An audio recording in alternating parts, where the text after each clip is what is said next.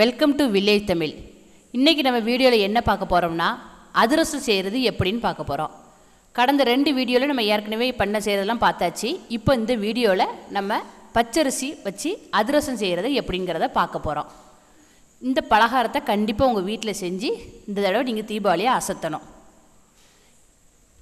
பச்சரிசி 1 கிலோ எடுத்திருக்கேன். அதை முதல்ல இப்போ நல்லா அலசிக்கிறோம்.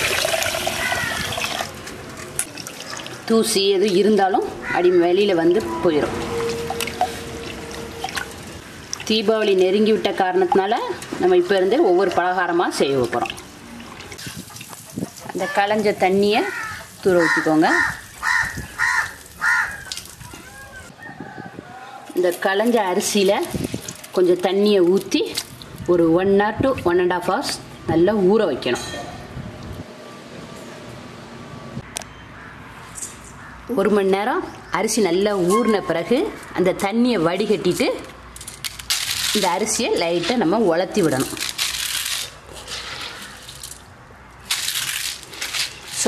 சொலவு இல்லாதவங்க ஒரு காட்டன் துணியில் இதை நல்லா உலர்த்தணும். உலர்த்திட்டு ரைஸ் மில்லில் கொடுத்து திரிச்சாலும் சரி, இல்லைன்னா நீங்கள் திரிக்கணும்னு ஆசைப்பட்டாலும் சரி, திரிக்கும் போது 1-2 திரிக்கணும். அதிரசத்துக்கு ரொம்ப மாவாக திரிச்சிடக்கூடாது.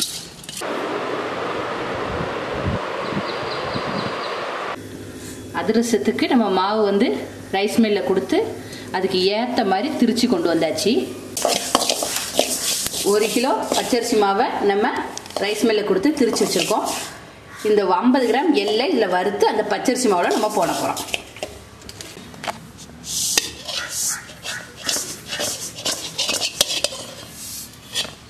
இந்த எள்ளு வந்து ஈவனாக எல்லா இடத்துலையும் சேர்ந்த மாதிரி நல்லா கிளறி விட்டுக்கோங்க.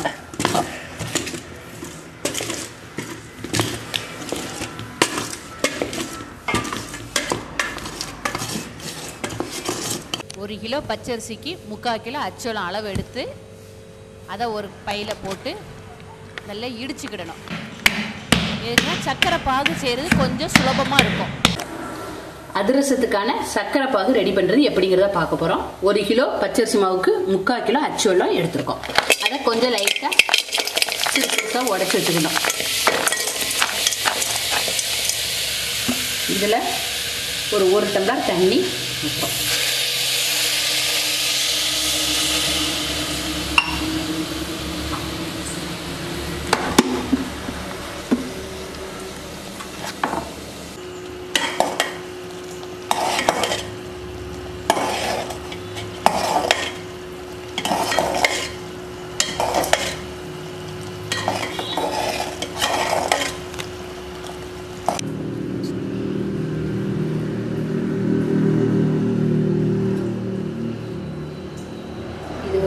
இடித்த ஏலக்காய் தூள் வந்து மணத்துக்காண்டி சேர்த்துக்கோம்.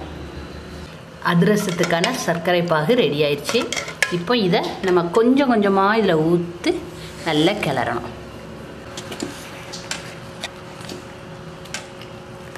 கிளறும் போது பார்த்து கிளறுங்க. ஈவனாக எல்லா இடத்துலையும் நல்ல இனிப்பு இறங்கணும்.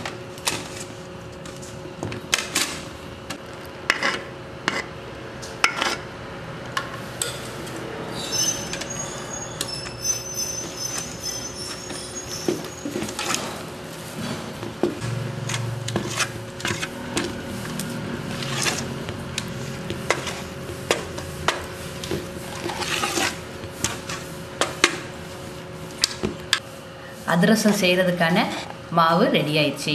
இனிமேல் இதை நம்ம வடையை தட்டுற மாதிரி தட்டி எடுக்க வேண்டியதுதான் வேலை. இந்த பக்குவத்துக்கு வரணும் பார்த்துக்கோங்க. ரொம்பையும் சேர்த்தா எண்ணெய் ரொம்ப குடிச்சிடக்கூடாது, அதனால் பார்த்து எடுக்கணும். அடுப்பை ஆன் பண்ண உடனே சட்டி வச்சு நம்ம எண்ணெயை ஊற்றிடணும். எண்ணெய் நல்ல சூடு வரட்டும். சூடு வந்தால் தான் அந்த அதிரசம் வேகிறதுக்கு நல்லாயிருக்கும்.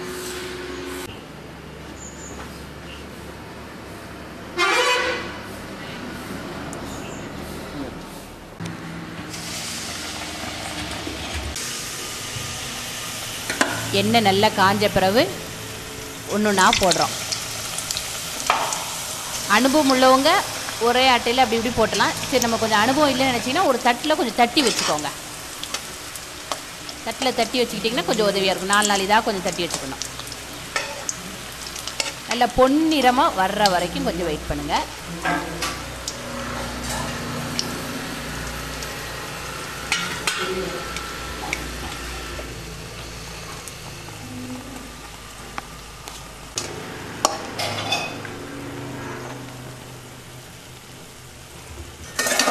நல்லா வெந்துருச்சு.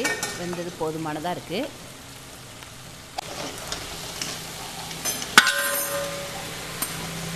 எண்ணெய் வடிகட்டியால் எடுத்து ஒரு இதில் வடிகட்டிட வேண்டியதான்.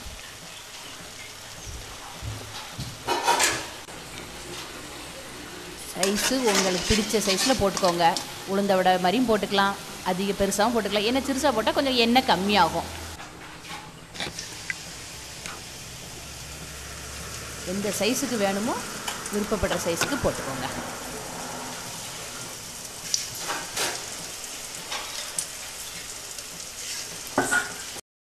சுவையான ஆரோக்கியமான பச்சரிசி அதிரசம் ரெடி. இதை கண்டிப்பாக இந்த தீபாவளிக்கு நீங்கள் செஞ்சு பாருங்கள். உங்கள் ஃப்ரெண்ட்ஸுக்கும் இதை ஷேர் பண்ணுங்கள்.